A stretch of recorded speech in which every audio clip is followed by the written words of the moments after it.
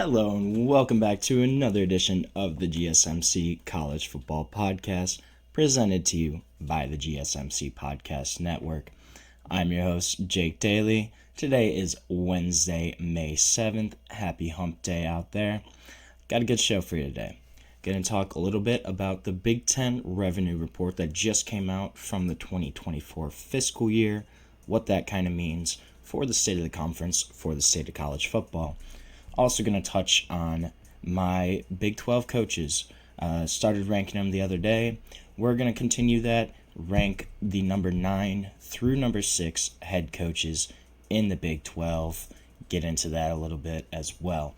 I also want to talk about why I think Notre Dame is smart to stay independent in this era of college football. Obviously, that's been a debated point for I don't even know how long. As long as I've been alive, probably even longer. I'm going to talk about why I think it's the right move, that they are independent and it positions them well for the future. Also going to touch on some MACtion. Going to talk about the Akron Zips and their bowl ban for the 2025 season, not due to athletics, but due to academics. We're going to get into that. And then make sure you stick around for my last segment. We're going to start ranking the Big Ten starting quarterbacks, all of them in the league. I'm going to start with the bottom, go about 18 to 14 today, talk about those guys, why I have them ranked where they are. Before I get into any of that, though, I just want to remind everyone, this show is all about you. We love hearing your comments, questions, insights, opinions. We want to make this show as interactive, as exciting as possible. One easy way to do that is to use the Super Chat feature. To use the Super Chat feature, all you have to do is click the $sign at the bottom of the chat box to type in your comment, question, concern, hot take, whatever you got in that box.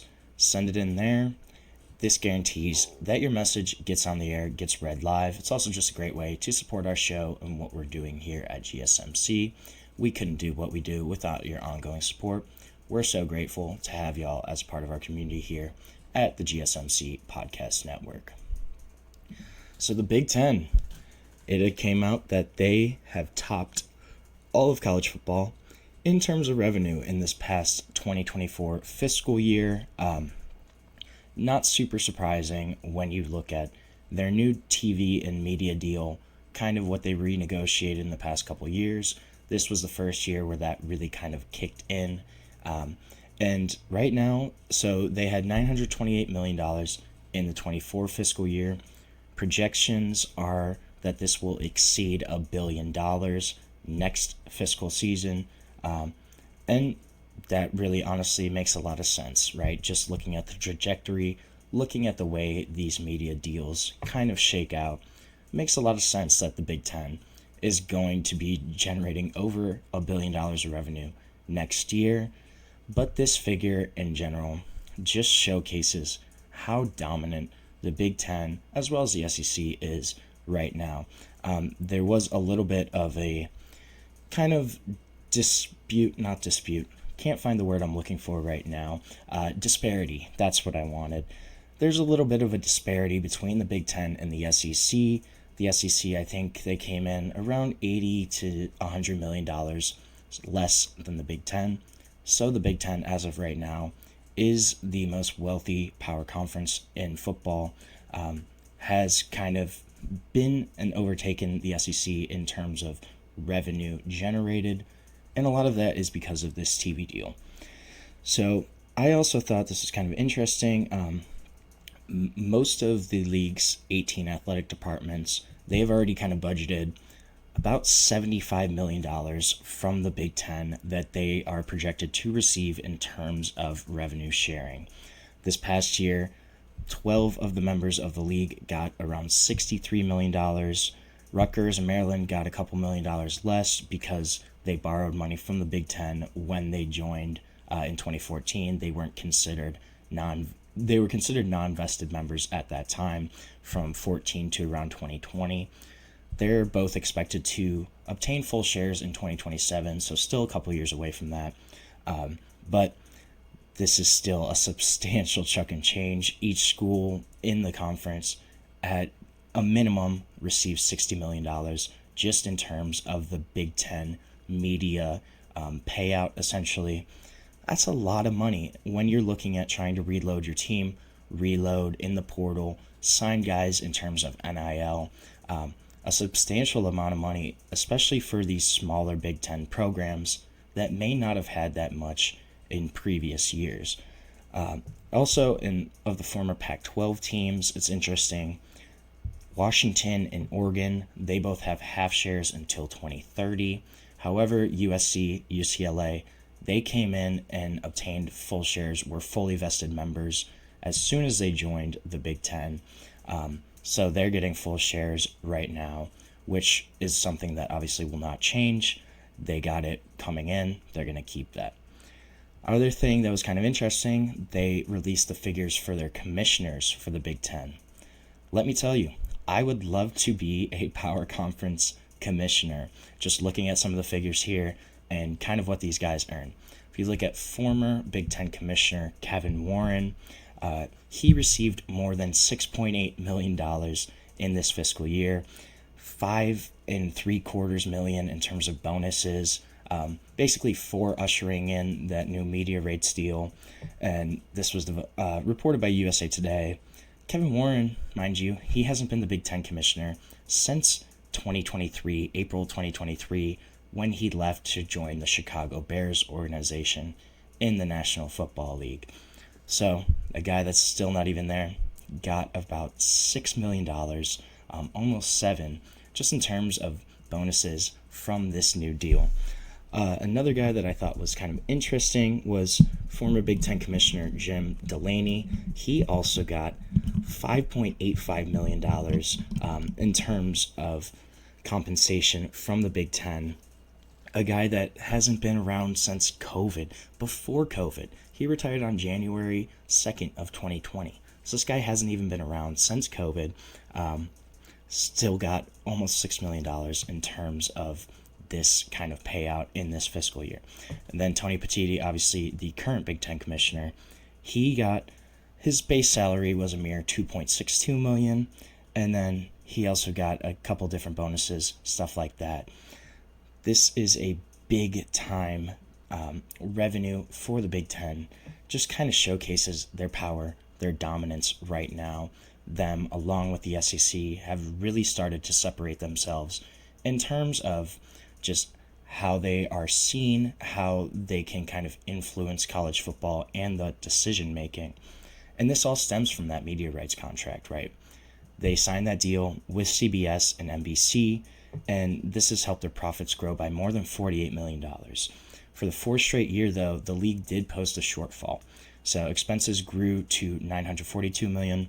So they still had a net loss of about $14 million, which I was a little surprised by. But if you think at the operating costs of just some of these operations in the Big Ten, not super surprising when you kind of take a step back and survey the landscape. However, the league still has $213 million in net assets. So clearly they're doing all right for themselves right now. In this same fiscal year, SEC earned $898 million. So I was actually off on my estimate a couple minutes ago. Only about $20-30 million less. But in terms of dispersion, you have the 14 members each got around $52 million compared to the Big Ten guys getting about 60. So still $7-8 million of difference in terms of schools. And this has been a conference that's been on the rise, right? The Big Ten has kind of historically been looked at as second place to the SEC. Just traditionally, when you think of the college football landscape, SEC has kind of been on top for a long time, and then it's the Big Ten. But if you look at the recent history, right, this year, Ohio State beats Notre Dame in the national championship, ends a 10-year national title drought for the Buckeyes, and also was the first time that the Big Ten had back-to-back national champions since 1965 and 1966. So this has been something that's a long, long time in the coming. So the Big Ten has now won two national titles in a row with two different schools. The league got 4 teams into the college football playoff this year. 3 of them made it to the quarterfinals. 2 of them made the semifinals in Ohio State and Penn State. SEC, you look at, they only got 3 teams in. Texas was the only one of the 3 to win their first round matchup.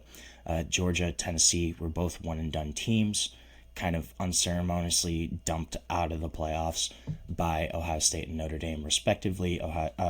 Georgia was dealing with the Carson Beck injury, so Gunnar Stockton was starting, but still a really talented Georgia Bulldogs team that fell right away.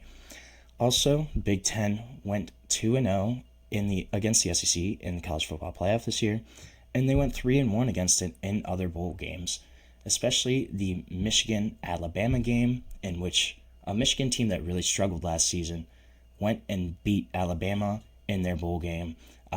Really big upset. I was not expecting that whatsoever for Michigan to kind of do that. But so what can we take away from all this, right?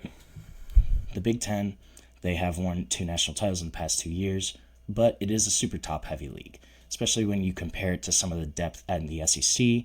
And then on the flip side, SEC, they might not have the best team in the country these days every year.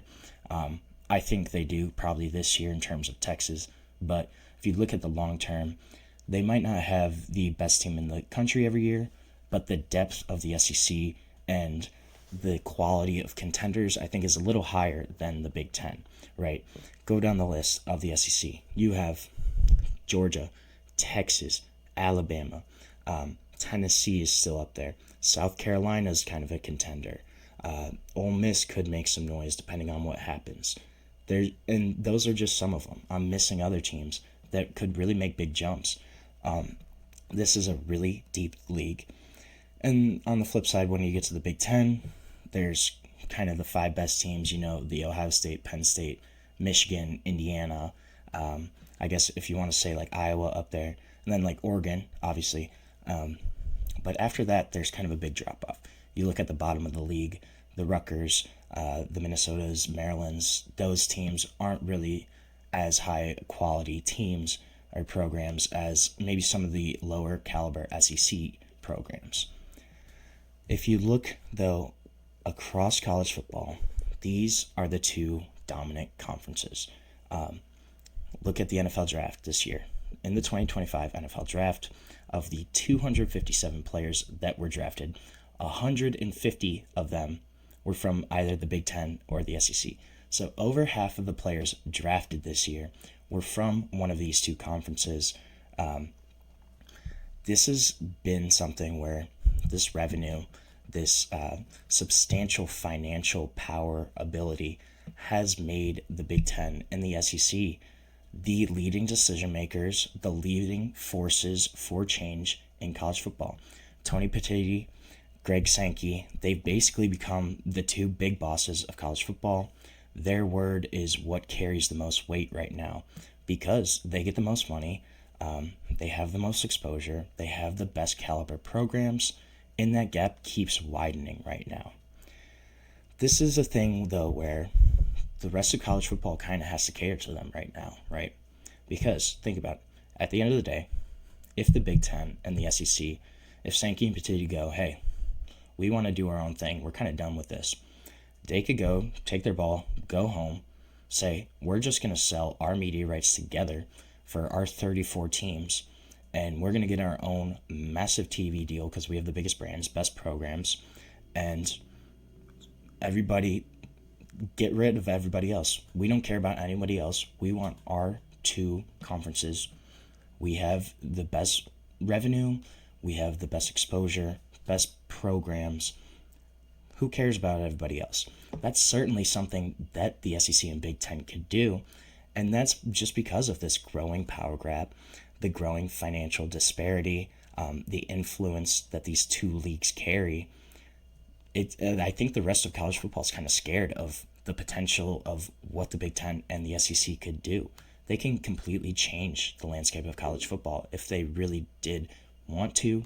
If that's what they so preferred, they can make that happen. They carry the sport. This is going to be something that we're going to continue to follow.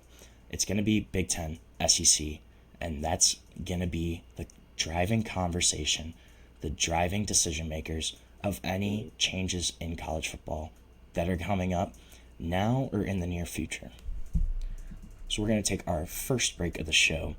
When we come back, going to talk a little bit about the Big 12 and continue my rankings of the coaches, what I think. Going to go 9 through 6 today and get into that. But we'll be back on the GSMC College Football Podcast. I feel like I'm losing my mind. Is everybody in the world blind? Please, Lord, give me a sign, a sign. I feel like I'm losing my mind. Is everybody in the world blind? Please, Lord, give me a sign, a sign. I wanna be the greatest. Everybody on the fake shit. I look around and feel like everybody is the fakest. I make this every day and I'm impatient, hoping one day I blow up from the basement. Statement, the top is so vacant. I don't hear shit that I think is amazing. Waiting for my day when I'm playing sold out shows for 1,000 faces. Hey, give me that crown, get in my way and to be put down. It ain't your place, all this my town. If I want that shit, then I'll get it right now. I'm losing it, the noose it fits. I'm losing shit, a stupid myth. You choose to live or choose to dip. You choose to fight or lose your grip and lose a gift. I feel like I'm losing my mind. Is everybody in the world blind? Please, Lord, give me a sign, a sign. I feel like I'm losing my mind. Is everybody in the world blind? Welcome back to the GSMC College Football Podcast, presented to you by the GSMC Podcast Network. Just discussed the Power 2, the Big Ten SEC, that growing financial disparity. Gonna talk a little bit about another power conference in the Big 12 right now and their coaches. This is a league that has some really great coaches, coaching staffs, and I kind of ranked the bottom half of the Big 12 coaches the other day. Gonna get into coaches 9 through 6, break into that top 10, and just kind of discuss them. But before I do any of that, I want to remind everyone, this show is all about you. We love hearing your comments, questions, insights, opinions, whether you've got a hot take, a question, just something you got to get off your chest. We want to hear it. We want to make this show as fun, as interactive, as exciting as possible. One easy way to ensure that your message gets on the air and gets read live is to use the Super Chat feature. To do that, you can click the $sign at the bottom of the chat box to send in your message, comment, question there. This guarantees that your message gets on the air, gets read live. It's also just a great way to support our channel, support what we're doing here at GSMC. We couldn't do what we do without your ongoing support, and we're so grateful to have you all as a part of our community here. So Big 12, interesting league right now. Every year feels like it's kind of just wide open. Arizona State won last year. I don't know a lot of people that had Arizona State as their preseason Big 12 championship winner. I don't know. It's kind of a toss-up every year. That's what makes it exciting, though. But this is a league that has some really solid coaches, and it was tough to rank a lot of these guys. So at number 9, I have the head coach of the Texas Tech Red Raiders in Joey McGuire. Now, Texas Tech, they have become a winning program in the Big 12, basically since Joey McGuire has kind of taken over here. He's shown glimpses of success during that time. They've had 3 consecutive seasons of at least 7 wins, and Texas Tech in Lubbock, that's a tough place to achieve consistency. Obviously, they've had some great teams in the past. You know, I think of the Michael Crabtree teams where they were top 5 in the country at one point. When Mahomes was there, they had some really solid years. This is kind of a program that fluctuates a lot. But Joe McGuire has them on the right track, and this is a Texas Tech team that is looking up under his direction. The big challenge is going to be, can he get them over that hump? They've been knocking on the door. They've been close to contending for the Big 12. It just kind of seems like there's 1 or 2 things every year that kind of hold them back. But they hit the portal hard this year. Brought in a bunch of guys, spent a ton of money across pretty much every position on the field. Bringing in David Bailey from from Stanford on the defensive line, bringing back Micah Hudson at wide receiver, 5-star freshman who had transferred in the December portal. A couple really big wins, and those are just two of the 15-plus names that they brought in to kind of restock this roster. One of the biggest winners in the portal. Joey McGuire is a solid coach, and I think this is the year where we're really going to see what he's made of as a coach. Texas Tech probably has the most talent they've had in a long time. This is a super deep, really high potential Red Raider roster. I'm excited to see what he can do with them. It's all going to rest on his shoulders, though. He's had them have winning seasons consecutively, but they just haven't gotten over that little hump yet. And that's the big question mark with Joey McGuire. Can he get Texas Tech over the line? Can he push them into contention where they are solidified as a legit Big 12 contender? That's going to be the big question mark with Joey McGuire. I think he can do it, but that's the big question. What's going to happen? Can he get him over that line?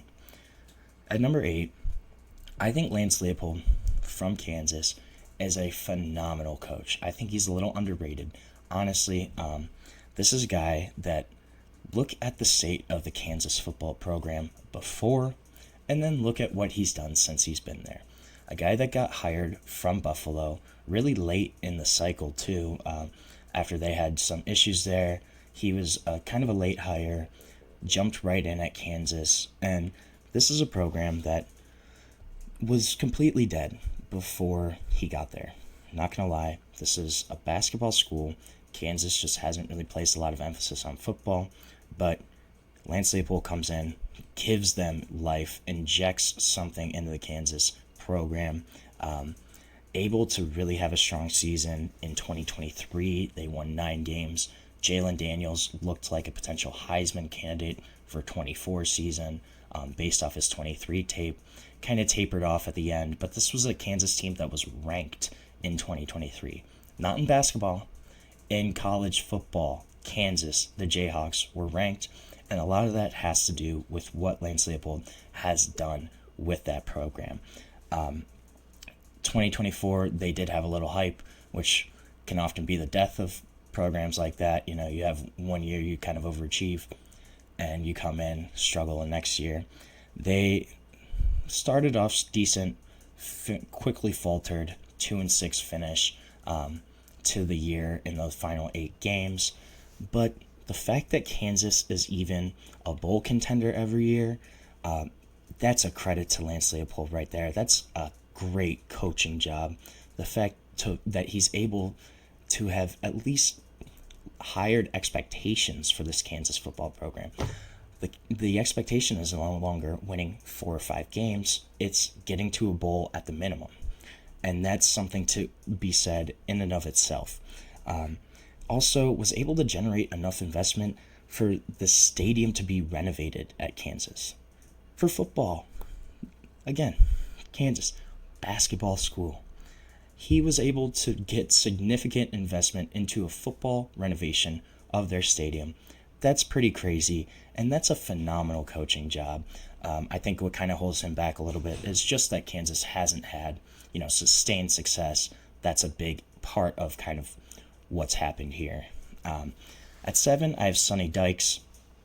I think Sonny Dykes is a really solid coach. Coming over from SMU to TCU, had that playoff run in 2022 where they just had a phenomenal team. Quarterback Max Duggan won the Big 12, took them to the playoff, and had a great season overall. Kind of struggled in 23, dropped down, lost, only won 5 games, lost a lot of talent from that 22 team, but they bounced back last year.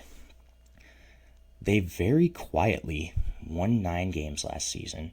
TCU played up. I think they played better than probably the talent on their roster kind of indicated. And this is a coach in Sonny Dykes that has won at least 7 games in 5 of his past 6 seasons, dating back to his time at SMU. So the guy really hasn't had a losing season. You look at that 2023 season, That was his worst year. But before that, every single year, they're winning football. And TCU, that's a tough place to win. The fact that he took that program to the college football playoff, him and Kenny Dillingham are the only two active Big 12 coaches to have made the college football playoff. And one could argue that Sonny Dykes' run was more impressive than the one that Arizona State went on last year.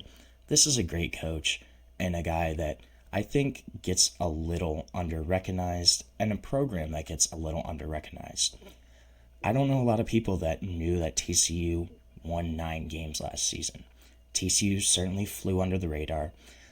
They won like their last 5 of 6 or 6 of 7, something where they went on a great run at the end of the year. This is a team and a program that is based on great coaching. Sonny Dykes is that. And I think we're going to see kind of what TCU does this year. I could see them having another bit of a down year. But if Sonny Dykes keeps them above water, I think that's just a testament to kind of what he's built and the caliber of coach that he is. So at number 6, this is a guy that had a really rough 2024 season. But if you look at the pedigree, you got to have him up here, definitely in the top 5 or 6. Mike Gundy, number 6 head coach in the Big 12. This is a guy has been at Oklahoma State forever. 8 10-plus win seasons there. They did go 3-9 last year, but he brought in new coordinators, really turned over that roster, had a strong spring transfer portal window. But just look at some of the stats that Mike Gundy has produced at Oklahoma State. So they've had, since 2010, 8 seasons of 10-plus wins. They reached the top 10 in the AP poll in 2008, 9, 10, 11, 13, 15, 16, 17, 2020, 2021, and 2022. That's 11 seasons since 2008 that Oklahoma State has been in the top 10 at one point in the year. They've had 5 New Year's 6 bowl game appearances since 2009. One of only 3 teams in the FBS that had posted a winning season every year from 2006 to 2023. Obviously, last year had that awful year. But this is a team that has had great success under Mike Gundy, a program that has really been revitalized, a guy that's perfect for Stillwater, just what the Oklahoma State program's about. His job was kind of in question at the end of the season, which I thought was kind of crazy. I don't really know what was going on there. It seemed like there was a little back and forth. But this is a guy that has proven he's a great coach. 102 career wins in the Big 12, ranks 3rd in the history of the conference, behind only Bob Stoops and Bill Snyder. 2 phenomenal Hall of Fame caliber head coaches at the college level. Mike Gundy's right behind them. The resume speaks for itself. This is a guy that's a great coach. I'm really curious to see what Oklahoma State is going to do in this upcoming season. Will they be able to bounce back? Or is this potentially the end of the Mike Gundy run in the Mike Gundy era at Oklahoma State? We're going to have to tune in and find out this upcoming season. So right now we're going to take another short break on the show. When we come back, going to talk about one of the biggest topics in college football always, and Notre Dame being independent. I think it's a good thing. Others don't. I'm going to get into why I think that it's smart, though, when we come back on the GSMC College Football Podcast. Looking for your daily fix of sports talk without having to pay for it?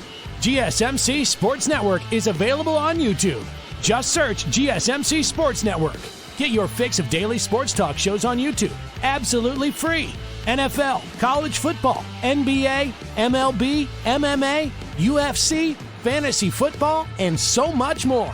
GSMC Sports Network has shows running all day long, with new sports shows starting every 2 hours. Just like on your favorite cable sports channel, except GSMC Sports Network is absolutely free. Just search GSMC Sports Network on YouTube to catch one of your new favorite shows, like the GSMC College Football Podcast, Chip Shot Football Podcast, Hoops and Heels Women's Sports Podcast, GSMC Basketball Podcast, and so many more. Check it out for yourself. GSMC Sports Network, now available on YouTube absolutely free. Search GSMC Sports Network on YouTube right now.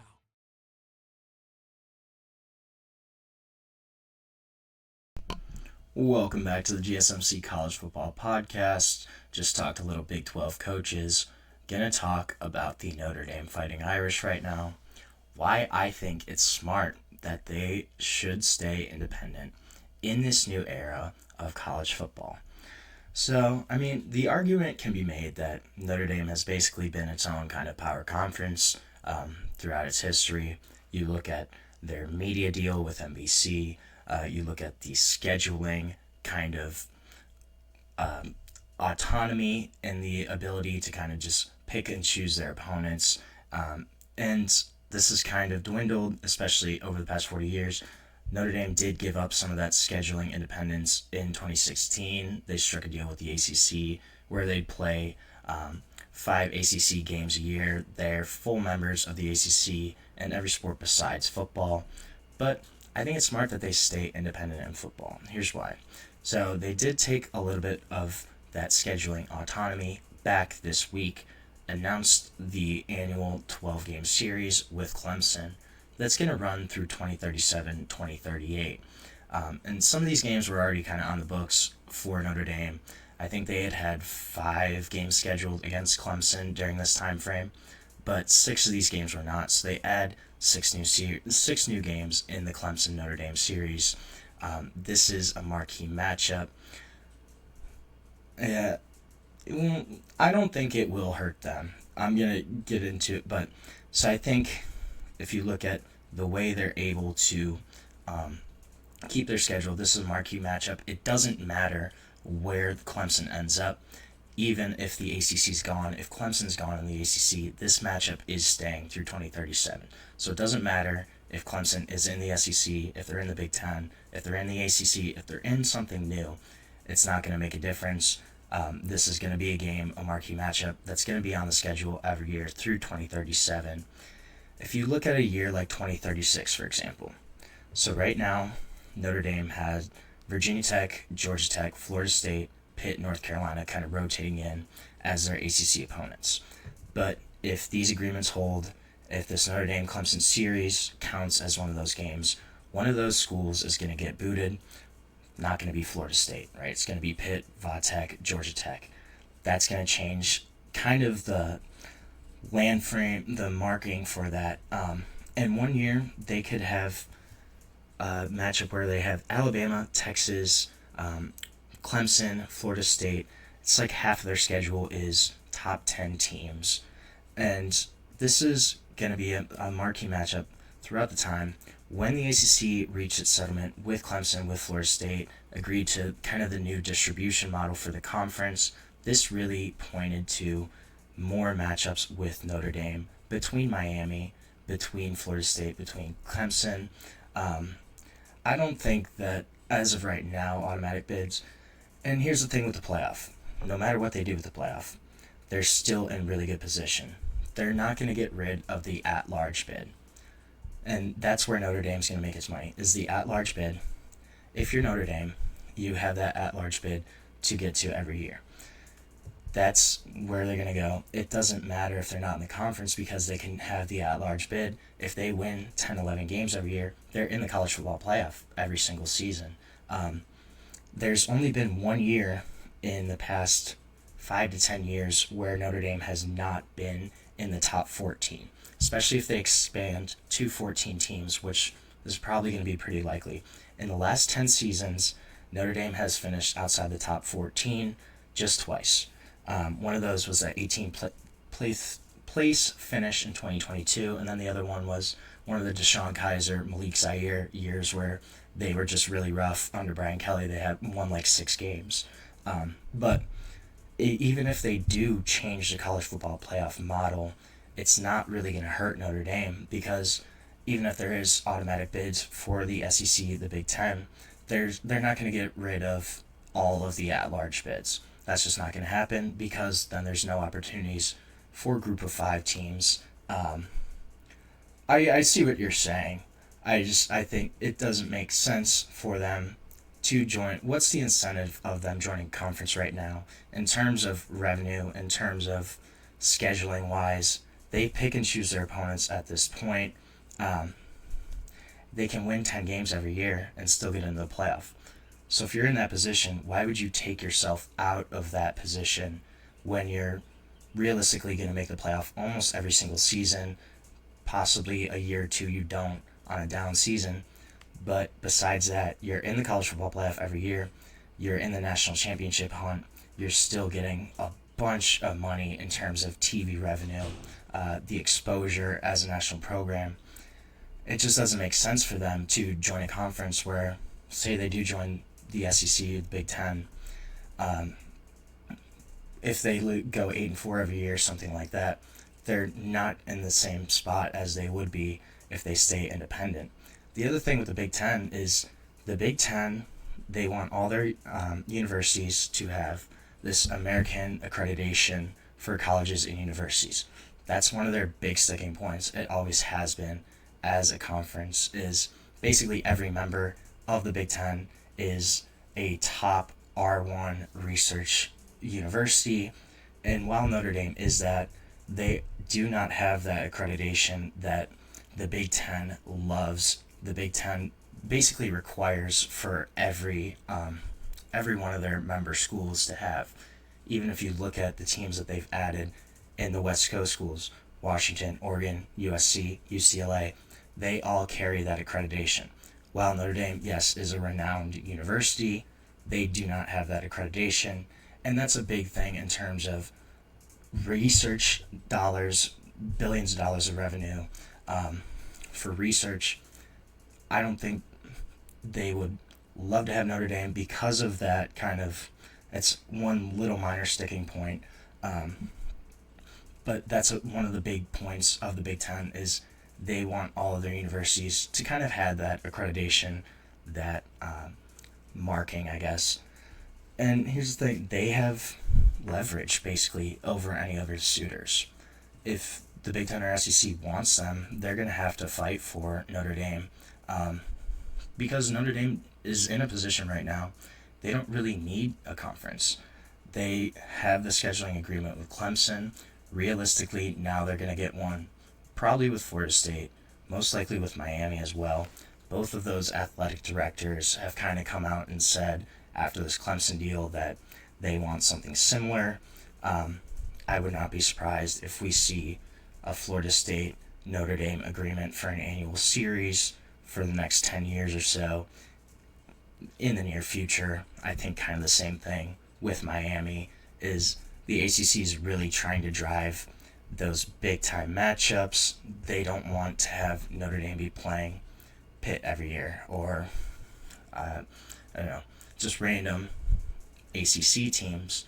Syracuse, they want them to play Miami, Florida State, Clemson, their big-name programs, the big-time recognition, because they get more money from that. And it's just more exposure for the ACC overall. With that current model, too, the league would have less chances to be seen on a big stage because of less games with Notre Dame. So I wouldn't be surprised we see a Florida State, Miami, kind of similar agreement to what Clemson and Notre Dame just agreed to. I think that's something that's probably really going to happen. Notre Dame's also, they're basically going to be able to kind of handpick their 5 ACC opponents. So they're going to be able to stack Clemson, Florida State, Miami, most likely, and then they'll still be able to kind of keep those historical rivalries against Stanford, which is ACC member now, Boston College. That's a big-time matchup from back in the day. They're basically going to be able to kind of handpick and choose their opponents. The ability to have autonomy over their schedule is one of the biggest things for staying independent. They can kind of pick and choose who they play. They're going to have these bigger matchups against Clemson, Florida State, Miami, but they're also in a position where they don't have to do anything that they don't want to or that they think is going to be a little disadvantage for them. I think it makes sense for them to stay. I can see the point of joining conference, and we're going to see what happens with realignment, right? Will the NCAA even be the overarching organization? Will the SEC and Big Ten kind of go, hey, we're going to make our own Super League? If something like that happens, it could force Notre Dame's hand. But as of right now, kind of the way the playoff works, the way their agreement with the ACC works, there's really no incentive in this current model for them to join a conference. You have your own autonomy in terms of scheduling. You have your own media rights deal. You have the ability to kind of pick and choose your opponents. You have basically a guaranteed spot in the college football playoff as long as you don't really mess up during the regular season. And you have a team that's really on the rise in terms of recruiting, putting money more towards NIL. Notre Dame under Marcus Freeman has done much better recruiting-wise, getting higher caliber athletes in than they did under Brian Kelly at any point. I also think just Marcus Freeman in general is a head coach that will probably be around there for a long time, a guy that I think is continuing to grow as a head coach. Right now, they have the number 2 recruiting class in the nation in 2026, and they're selling kids on this. Hey, we're independent. We have our own deal. We are in a great position. You're really not at a disadvantage of not being in a conference because we have a shot to make the playoff every single year as long as we kind of take care of business. I think that's probably the mindset from Notre Dame and what they're selling to these recruits right now. It's a good position for them to be in, I think, right now, is they don't have to do anything that they don't want to. We're going to see kind of what happens in terms of, will conferences realign? Will there be a complete breakdown in the college football power structure? That's certainly very possible. But the way everything stands right now, I think Notre Dame is in a really solid spot to kind of continue maintaining the status quo, keeping what they're doing. You keep your autonomy in scheduling. You have a really great shot to make the playoff every year, compete for a national championship, and you have your own TV deal. So you don't need to renegotiate with conferences in terms of TV. You can kind of do your own thing. It makes a lot of sense in this current landscape for the Irish to stay independent. So we're going to take another short break on the show. When we come back, we're going to talk a little Maction, talk about the Akron Zips, ineligible for the bowl experience in 2025. Going to discuss why when we come back on the GSMC College Football Podcast.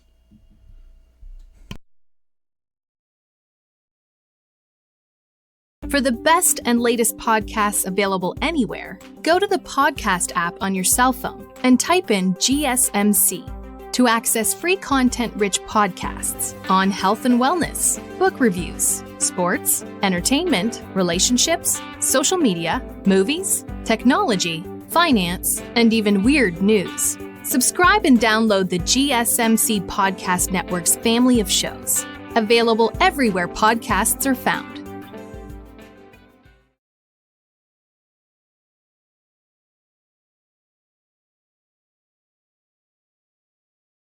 Welcome back to the GSMC College Football Podcast, presented to you by the GSMC Podcast Network. Just talked a little Notre Dame football. Gonna switch gears, talk some action, talk about the Akron Zips, the poor Akron Zips. Feel bad for them. They can't get it right, can't get out of their own way right now. So Akron, who hasn't had great success on the football field in the past couple of years, they have already lost their chance at making a bowl game for this upcoming season because of their academic progress rate. So what the academic progress rate is basically every academic year, every Division I sports team, they have the academic progress rate, and we'll just call it APR for ease of mind and speaking. So every D1 sports team's APR is calculated just with a simple formula.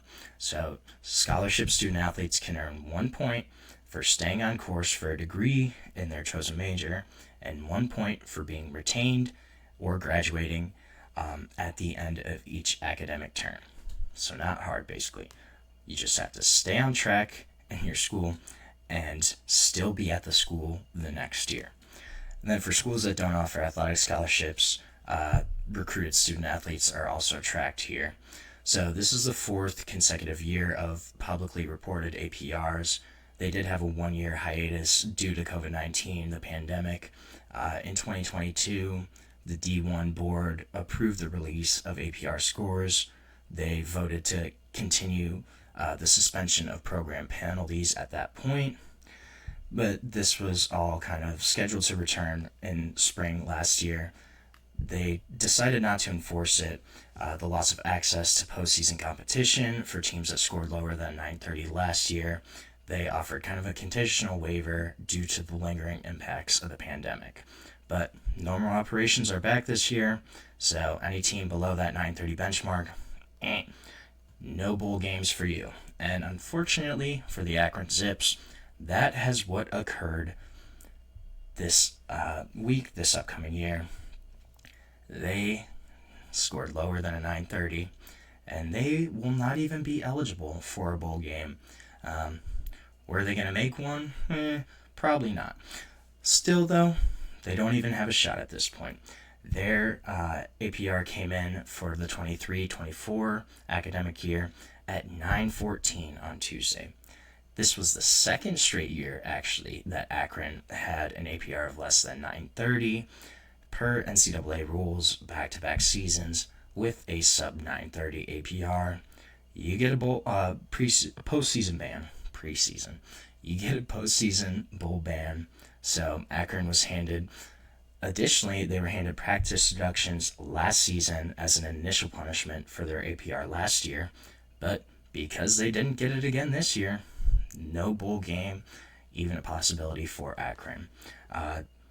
They actually did better in the season before. They had a 920 APR.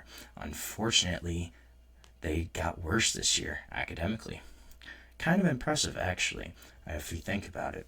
Akron, they're only one of 3 football programs to hit a multi-year APR rate low enough to miss the postseason across of all Division I.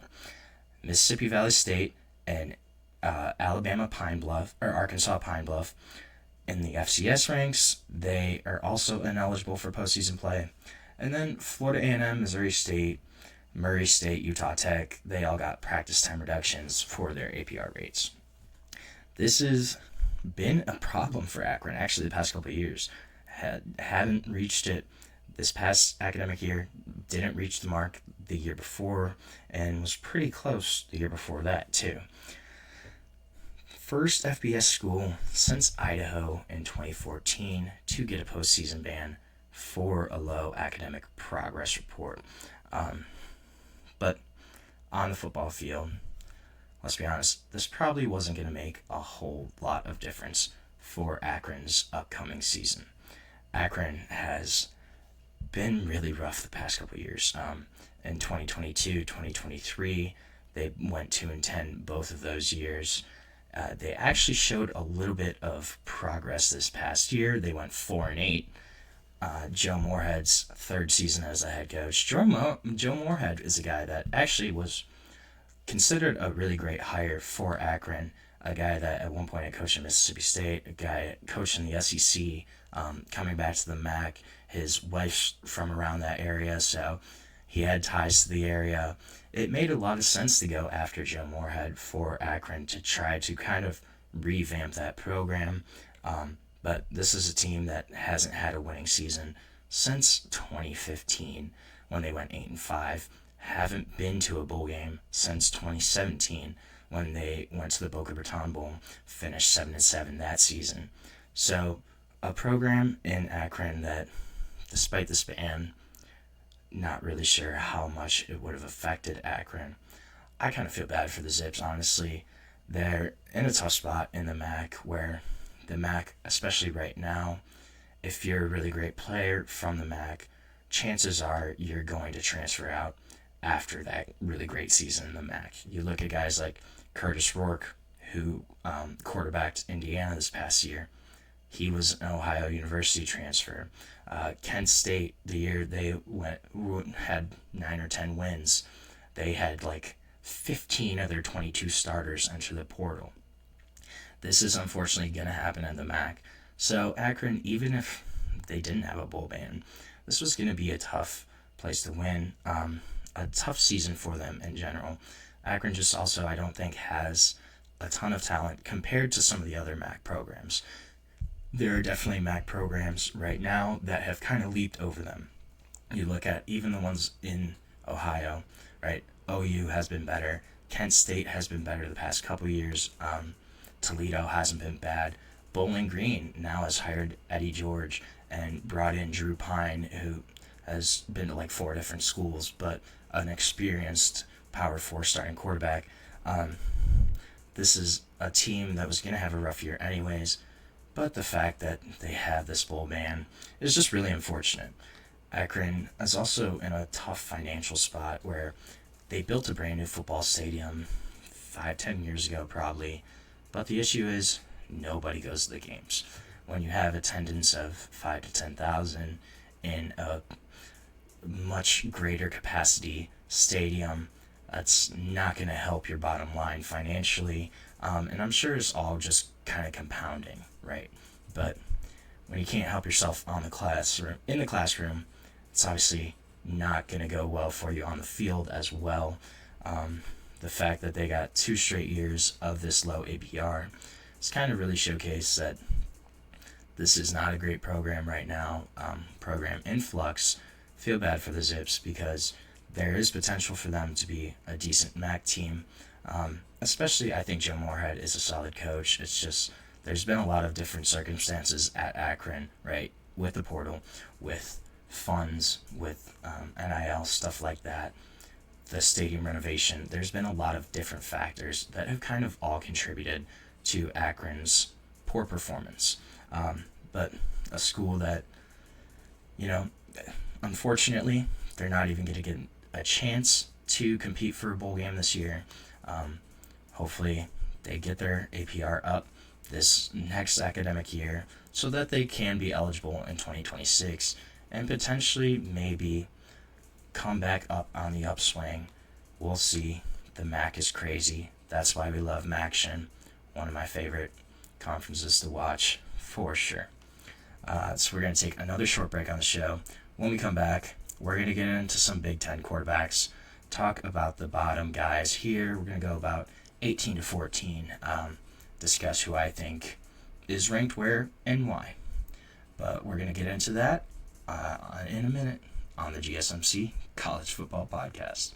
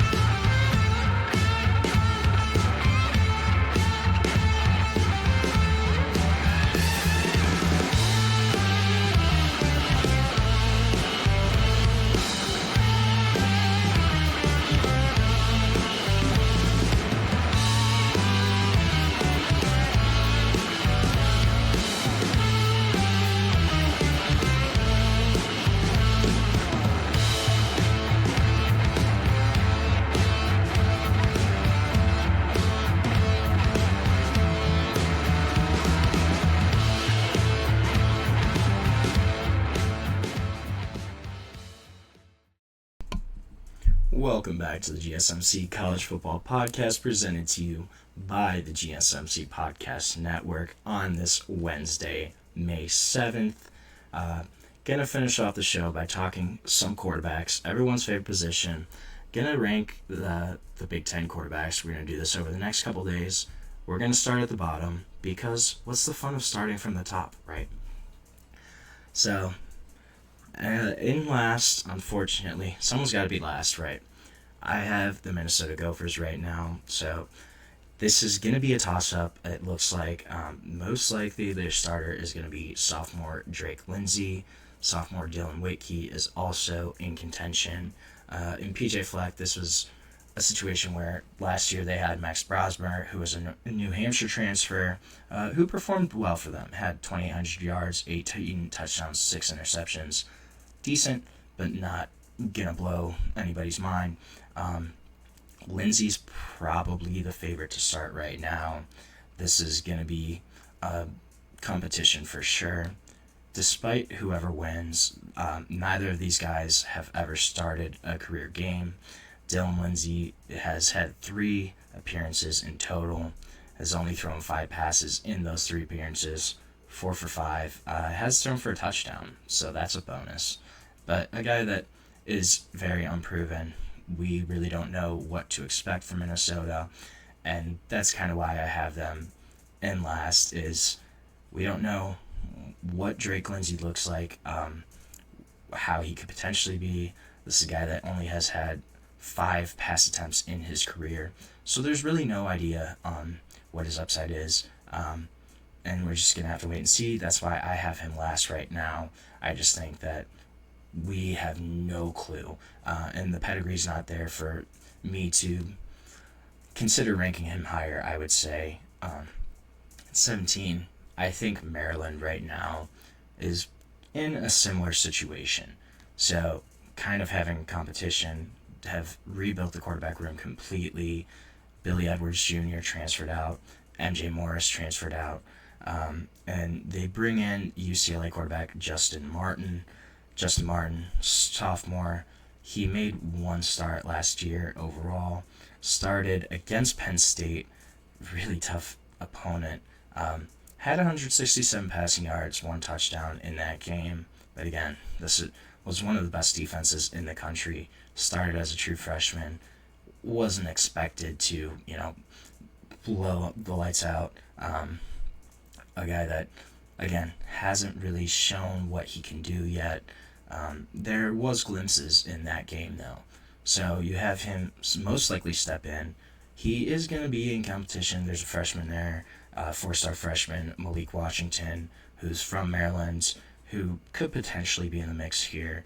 I think this probably is going to be Justin Martin, though, at least to start. You give him the ball and kind of see what happens. I think there's probably a little higher upside here than Drake Lindsey from Minnesota. And again, if it's Malik Washington, the freshman, as a 4-star recruit, a kid that's from Maryland, I think probably could perform a little better than maybe some of the Minnesota quarterbacks, stuff like that. But Justin Martin, again, super unproven, has only started 1 career game, a kid that's young, that's going to struggle at points, going to look young as the quarterback. And Maryland also, they struggled last year, went 4-8. The one plus though is Maryland's quarterbacks, Justin Martin. They're going to work with co-offensive coordinators in Pep Hamilton and Kevin Sumlin, who are 2 super respected offensive minds, guys that have been around college football for a long time, and guys who have helped develop some really solid quarterbacks. So they do have that coaching staff to lean on.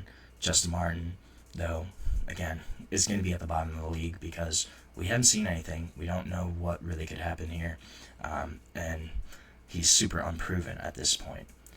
So then at 16, we have the former Maryland starter in Billy Edwards Jr. transferring into Wisconsin. So this is going to be yet another transfer quarterback for Wisconsin under Luke Fickell. He has brought in Tanner Mordecai, Alex Van Dyke the past 2 seasons as transfer quarterbacks. Braden Locke kind of filled in for both. Braden Locke, he transferred to Arizona, so he's gone. And in comes Billy Edwards Jr. Billy Edwards Jr., he should start. They got a new offensive coordinator in Jeff Grimes. Also added quarterbacks coach Kenny Guyton. I don't know if anyone knows Kenny Guyton. That's an Ohio State backup quarterback legend in Kenny Guyton. But he's their quarterbacks coach now. But this is a complete reset. Billy Edwards obviously has experience as a starter, but not a super great starter, I would say. Last year had 2,800 passing yards, 15 touchdowns, had 9 interceptions, which is a little concerning as a senior quarterback, more experienced guy. did complete 65% of his passes, though, so maybe we'll see. Wisconsin tried to do the Phil Longo air raid offense last year, and it did not work out for them. So I think going back to their roots, maybe Billy Edwards could potentially be a better option there. But again, a guy that's not going to be super exciting as your starting quarterback, and is still going to be lower on the list in terms of the conference, I think. At 15, this is going to be a really interesting battle. Purdue, brand new head coach in Barry Odom coming in. They're going to reset at quarterback after Hudson Card is gone. He had been there the past couple of years, and this really could be any of their 3 transfer quarterbacks that they brought in. I think right now it's probably going to be Malachi Singleton, who I like the most. I think he probably has the highest upside. A guy that went to Arkansas last year, never started, but he played in 5 games for Arkansas, threw 28 passes, 21 of 28 for 350 passing yards, had a passing touchdown, also had 3 rushing touchdowns in those 5 games he played. This is a guy that is a dual threat, gives you a little more in the running game as well. A guy that I think is a little more exciting than some of these other younger, unproven quarterbacks in Drake Lindsey. I think that Malachi Singleton probably is a little more exciting. He brings more to the table, especially as a runner. The fact that he was kind of featured in Arkansas's offense last season for a little bit showcases his talent. And I think he probably wins this job out. If not, he's definitely a guy that will get playing time kind of as maybe a package quarterback, but a guy that for sure is going to give you more of dual threat, give you more options, not just in the passing game, but in the running game as well. I think that's what makes Malachi Singleton appealing, but a guy that, again, does not have a lot of experience, young, unproven, going to have to try to step into a role and fill that quickly, which is going to be a challenge. No matter who starts, most likely it's probably going to be Malachi Singleton, but that's another kind of toss-up area, I think. At 14, for Rutgers, they have super experienced starter, Ethan Kalikmanis. I swear to God, he's been in college for like 8 years now, but it actually hasn't been that long. Only has 29 career starts. Started a couple years at Minnesota, started 12 games at Rutgers last year. A guy that's going to be the starter again for Rutgers, incumbent. Passed for 2,600 yards last year, had 18 touchdowns, 7 interceptions. And Rutgers actually got to a bowl game last year. They got to the Guaranteed Rate Bowl, so a little more team success than normal. This is a guy that I just don't think he's super exciting as a quarterback. There's not a lot of upside here, but a super experienced quarterback. 29 career starts, guy that has played in multiple seasons, knows what he's doing in terms of how to run an offense, but a guy that I just don't think he's super exciting. Did only have 1 interception over the last 4 games for Rutgers last year, but completion percentage is brutal.